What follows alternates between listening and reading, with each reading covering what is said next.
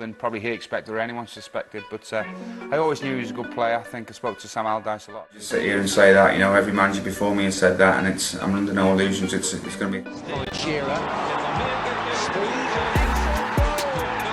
He was the GOAT, the model professional, the man who lit up every room. Yet, on November 27th, 2011, when news broke that Wales manager Gary Speed had died at just 42 years old, the entire football world stopped. Legends who had played alongside him couldn't believe it. Robbie Savage, his close friend, appeared on live television asking the question everyone was thinking: why? Why? Why? How could someone who seemed to have everything, who was laughing and joking just 24 hours earlier, suddenly be gone? This is the story of a sporting icon whose tragic death changed football forever. The morning started like any other Sunday. At the Liberty Stadium in Swansea, fans were arriving for a Premier League match. Then, shortly before noon, a rumour started spreading. It was so unbelievable that most people dismissed it as false. But the Football Association of Wales soon released a statement that sent a shiver down the spine of everyone in football. Gary Speed, their national team manager, had been found dead at his home. The news hit like a thunderbolt. Outside the Liberty Stadium, the Welsh flag was lowered to half-mast. Inside, the atmosphere changed completely. Alex McLeish, the Aston Villa manager, was preparing to give his team talk when his goalkeeper, Shay Given, broke the news to him. McLeish later said his blood ran cold. What happened next became one of the most emotional moments in football history. Shay Given had been Gary's close friend and teammate at Newcastle United. As the teams lined up before kick-off, Given was visibly distraught. Tears streamed down his face. He was shaking. When the referee called for a minute's silence, 20,000 people bowed their heads. But the silence didn't last. Spontaneously, the crowd began to applaud. The applause grew louder and louder. It was an instinctive way to celebrate a man synonymous with energy and life itself. James Collins, a Welsh international who played under Speed, looked as white as a sheet. After the final whistle, Collins could only say, "It was very hard to play today." Years later, Shay Given reflected on that awful day. He talked about the difference between public grief and the human side of loss. After the match, he had to face visiting Gary's grieving family. The shock at the Liberty Stadium was just the beginning. Across the football community, the reaction was one of stunned disbelief. Robbie Savage broke down on television that day. The words he repeated captured the central mystery. Gary had been in high spirits, laughing and joking, only 24 hours earlier. Savage kept saying, "The world has lost a great man. He had everything." This phrase became the heart of everyone's confusion. Gary Speed had it all. His death was a terrifying message that external achievements were no protection against internal pain. The reaction across football was immediate and profound. Craig Bellamy was withdrawn from Liverpool's matchday squad because he couldn't cope. John Hartson reportedly left the ground in tears. Michael Owen tweeted, "I just cannot believe the news. We waved at each other a couple of days ago, dropping our kids off at school. I'm numb." The sport was in a state of profound disbelief. To understand why Gary's death caused such devastation, you need to understand the man himself. By every measure, he was a titan of professional football and a universally loved human being. Ryan Giggs called him one of the nicest men in football. Alan Shearer said, "Gary was a magnificent person, bright, fun, and a wonderful family man who lit up every room he walked into. I am proud to have been his friend and will miss him dreadfully." This personal warmth was matched by his legendary professionalism. Sam Allardyce described him as an exemplary professional with incredible charisma. He was first to arrive at training and last to leave. Never a complaint, never a grumble. Allardyce noted that a lot of the lads were in awe of him. Perhaps the most touching tribute came from Gordon Strachan. "What I will always remember is his laugh. He had the joyful laugh of a child. I may forget games, results and goals, but Gary's laugh I will never forget." Gary Speed's playing career lasted an incredible 22 years. He began at Leeds United in 1988.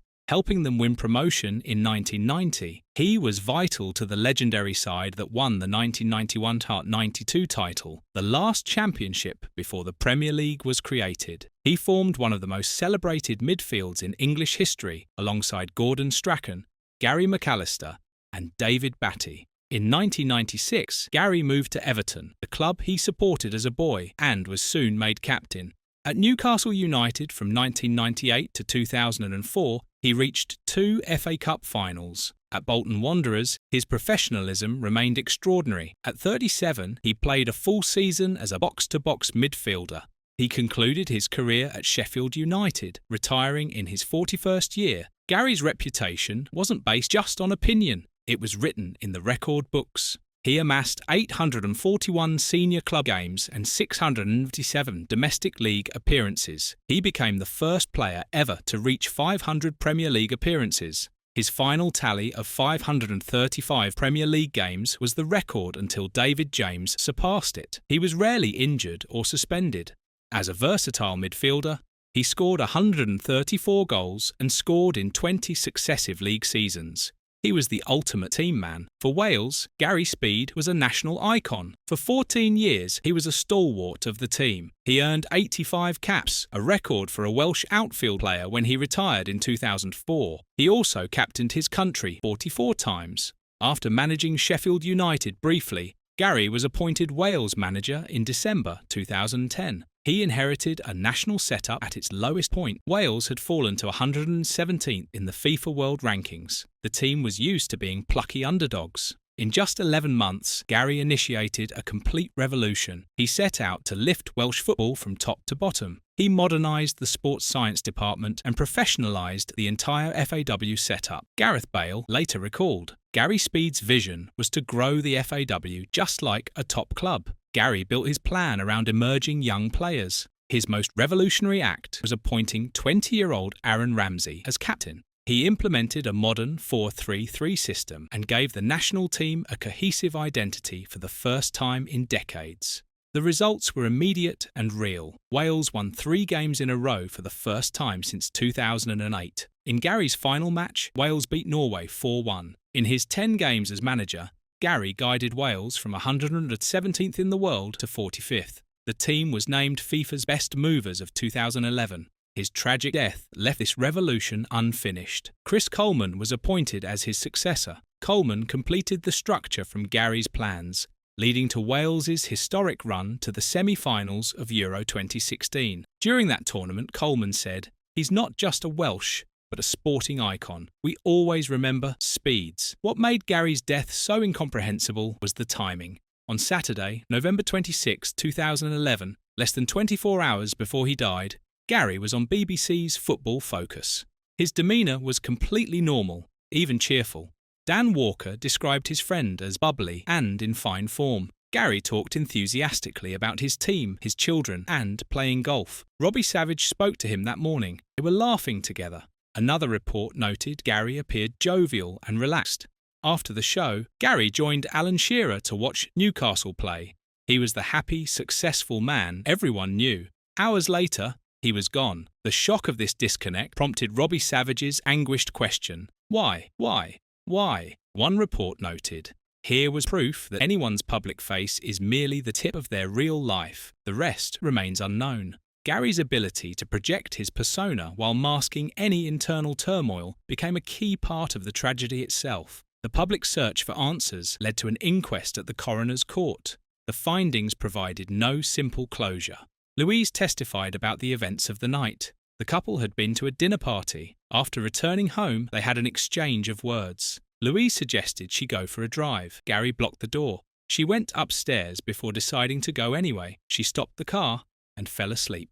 She woke at 6 a.m. and returned home. After being unable to get in, she went to the garage and saw her husband. She called emergency services at 7:08 a.m. Police and ambulance arrived, but Gary was already deceased. Cheshire Police confirmed there were no suspicious circumstances. The coroner, Nicholas Reinberg, delivered a narrative verdict. Critically, the coroner did not rule the death a suicide. The exact finding was, the evidence does not sufficiently determine whether this was intentional or accidental. This legal ambiguity became its own tragedy. The coroner offered a speculation about what might have happened. Reinberg stated Gary may have intended to make a dramatic gesture and then nodded off to sleep. This theory prevented the coroner from ruling it as intentional. The inquest also heard context that complicated the narrative. Louise testified that Gary had sent her a text days before he died in which he mentioned suicide. but that he had dismissed it and spoke positively about their future and how important the boys were. The inquest heard that the pressures of management had put some strain on his marriage, but that Alan Shearer had told him such arguments were normal within a long-term relationship.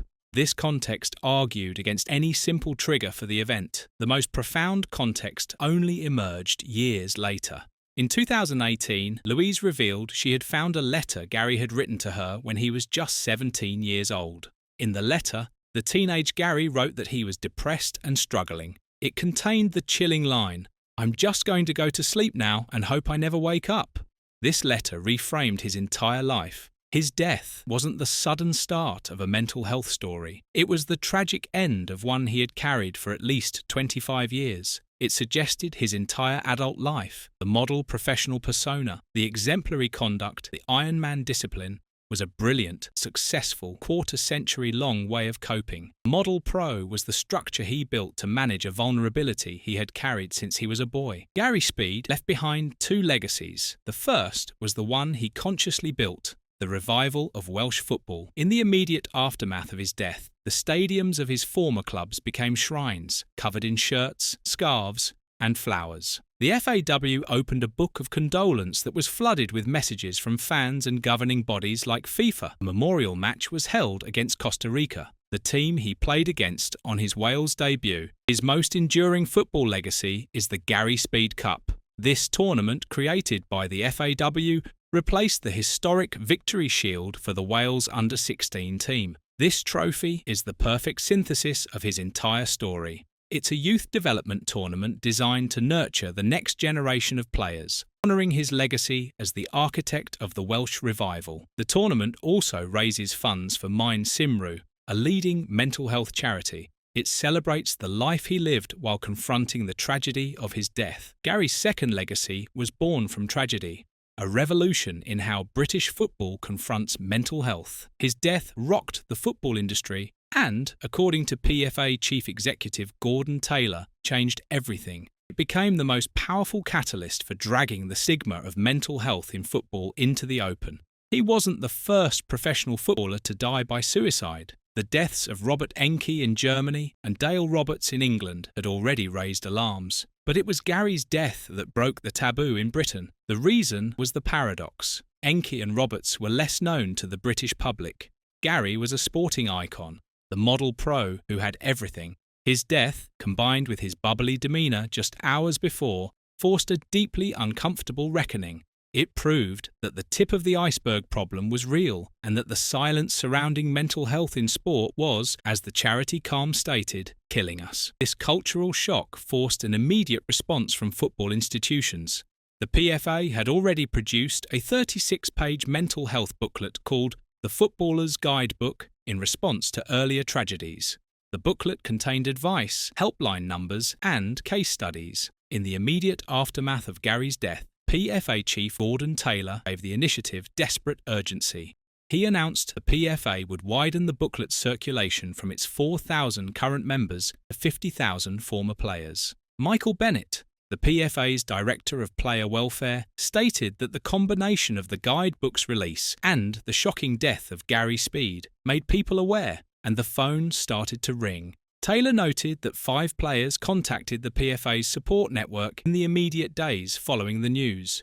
The Football Association of Wales also took action. On the 4th anniversary of Gary's death, the FAW partnered with Time to Change Wales to launch We Wear the Same Shirt, a national campaign to tackle mental health stigma, directly inspired by the devastating and unexpected death of its former manager.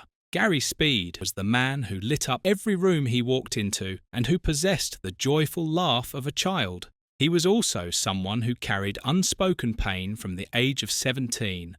His tragedy was the silence. His enduring legacy is that his death, in all its shocking and heartbreaking ambiguity, forced a closed-off and silent sport to finally find its voice. The legends who mourned him didn't just lose a friend. They gained a mission to make sure no one else had to suffer in silence. Gary Speed's life reminds us that success, fitness, and a smile don't tell the whole story. His death changed football forever. creating a culture where asking for help is no longer seen as weakness but as strength. That is how tragic Gary Speed's death truly was, and that is why his legacy will never be forgotten. If you or someone you know is struggling with mental health, please reach out. There are people who want to help. In the UK, you can contact the Samaritans on 116 123 or Mind on 0300 123 393. Remember, it's okay to talk. It's okay to ask for help. Gary's story teaches us that silence can be deadly, but speaking up can save lives.